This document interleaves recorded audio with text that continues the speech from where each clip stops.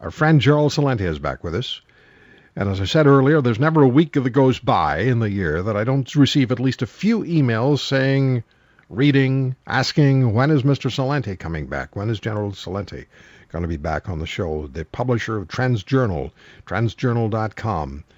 I've said it before, Gerald is politically as incorrect as it gets.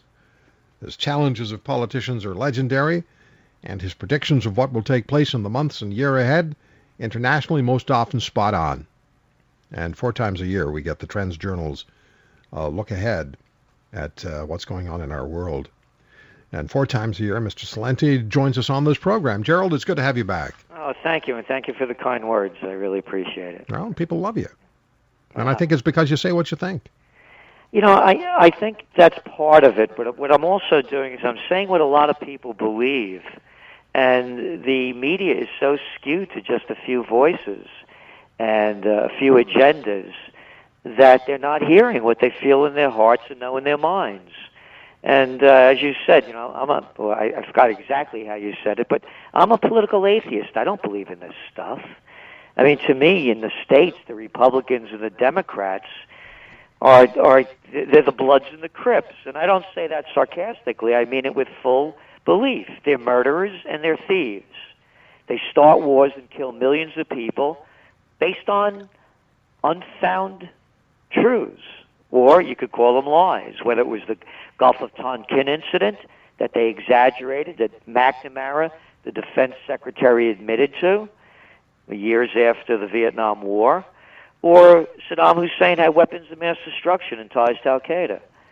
So when I say murderers, that's, you know, I mean, how many more people do they have to kill and how many more wars?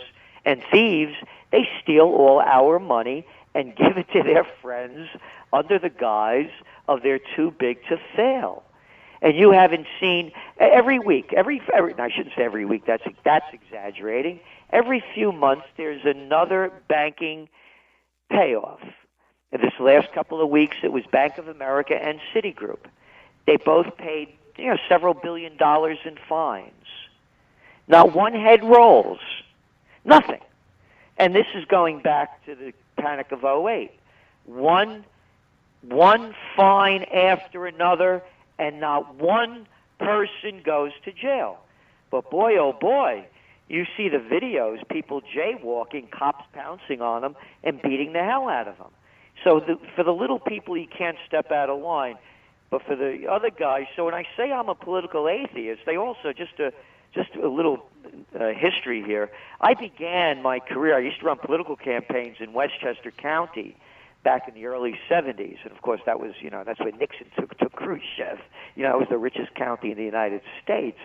And I also was the assistant to the secretary of the New York State Senate. I taught American politics and campaign technology, a course that I designed and instructed at St. John's University.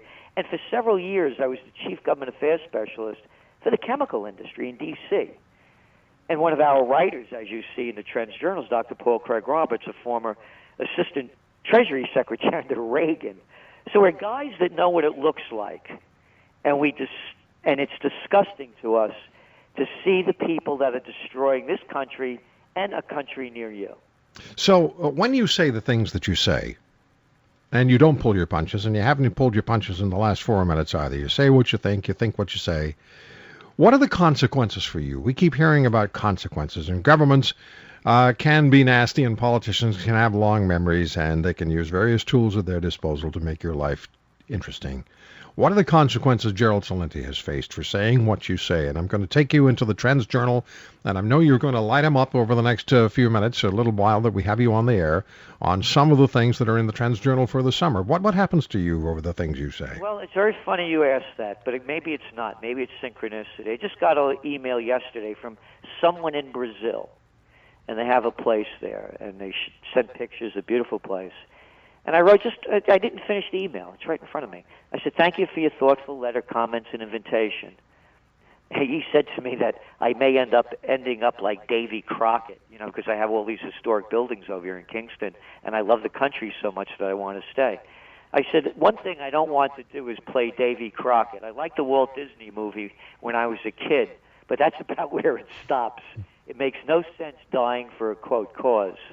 Your place looks wonderful, lucky you. At this point in my life, I'm going to try to do the best I can to do what I can do. So far, I have never received a threat of any type, so that's a good reason to stay as well. Should things change, I will keep you in mind, and if I'm down in your part of the world, I'll look you up, and then it goes on. Oh. Well, you live in a beautiful part of the world, and I've been to Kingston, New York. I've stayed over in Kingston, New York. Oh, wow. Yeah.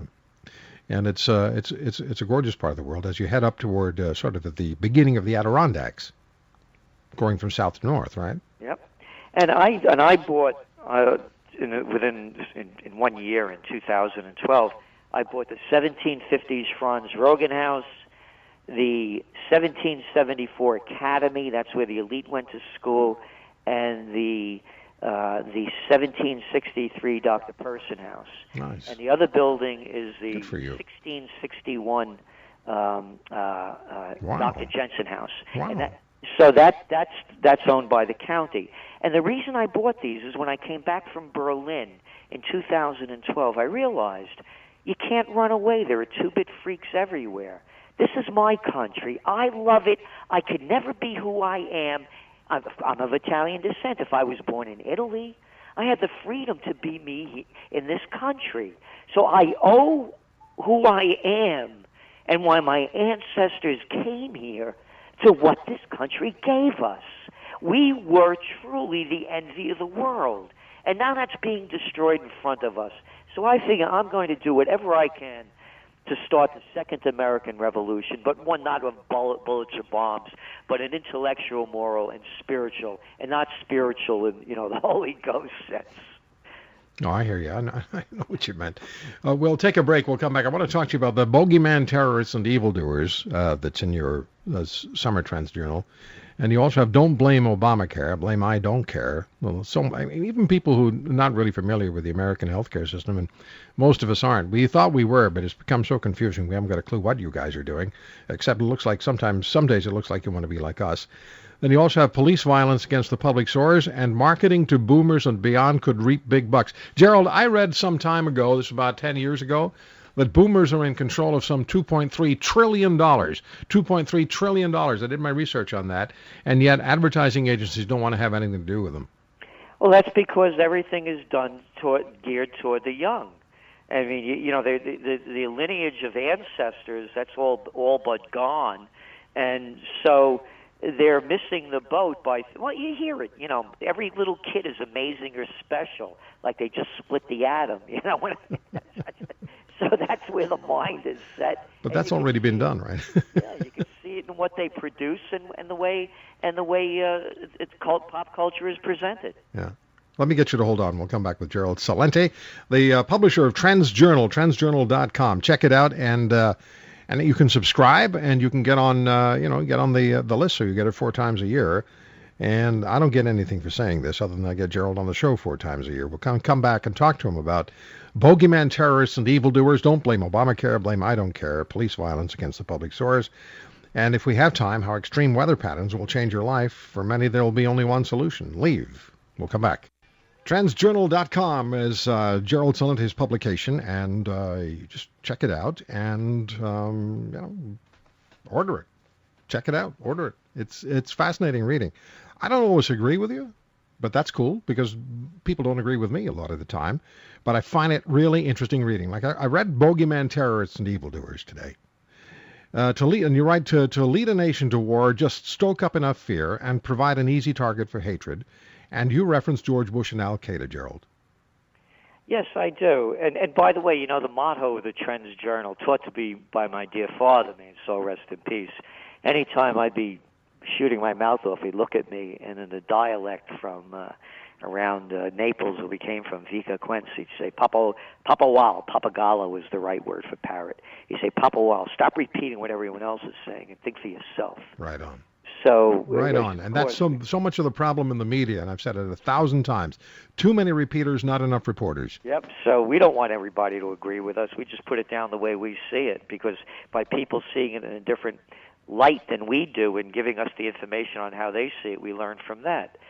So going back to your question, what we did in this TrendsJournal is I broke apart George Bush's speech to the nation on the eve of 9/11, and then the one 9 days later on September 20th, and the whole Afghan war was start on hearsay, not one shred of evidence. And as we begin it, the way I led into it, reading into it, I said only a madman would speak such words, and only frightened people would believe them, and believe they did. Scared to death, Americans were dumbstruck with terror. And the lines in this thing are juvenile. And when you really look at them, you can really see them. He said that Al-Qaeda is to terror what the mafia is to crime. But Al-Qaeda's goal is not making money. Its goal is remaking the world and imposing its radical beliefs on people everywhere. You think they got better things to do? So we started commenting on this. And Roy, you can see a replay with this of what happened with that Malaysian airliner. So here's my reaction. Malaysian airliner was shot down over Ukraine. First words out, right? So I said to myself, wow, what's going on with these Malaysian airlines? I mean, this is my first gut reaction.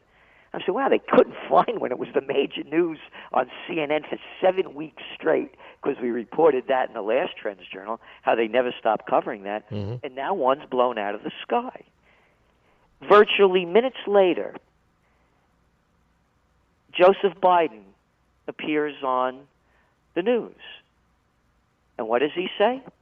He said it was shot out of the air. And then you read Obama's speech 2 days later. No evidence, not a shred of evidence, all hearsay. And then I play it back in my mind. Boy, I remember when that TWA jet blew up right outside of JFK over Long Island. It took them how many months, a year, to figure out what happened? First they said a missile blew it out of the sky. No rush to judgment. We're going to do an investigation. How about it? Everybody's rushing to judgment now? The seeds of hatred are being sown. I, of course, right away tuned into all the major news broadcasts. Putin has blood on his hands of 296 people that have been killed.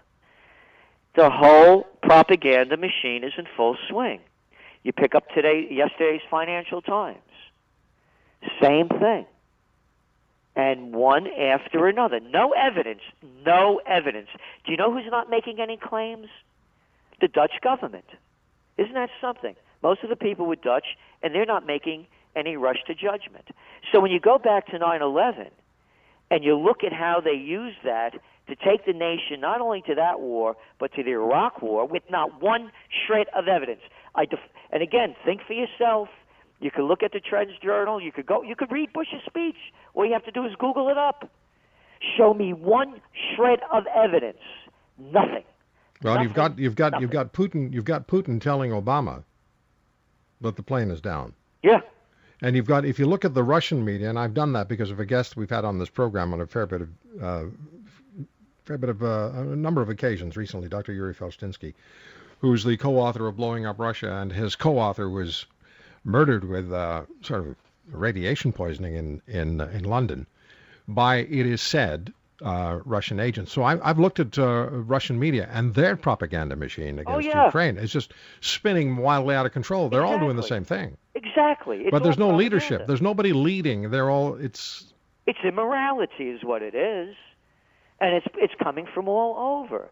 There's the other conspiracy theory going out there that Putin was coming back from Brazil at the BRIC meeting, and his plane crossed that path within 3 minutes of. Was it a missile? Again, I'm telling you, my initial thought was, what's going on with Malaysian Airlines? Who ever heard of this airlines before?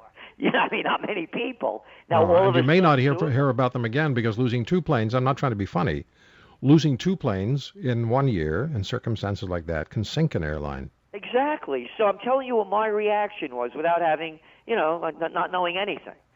So I don't know the truth. But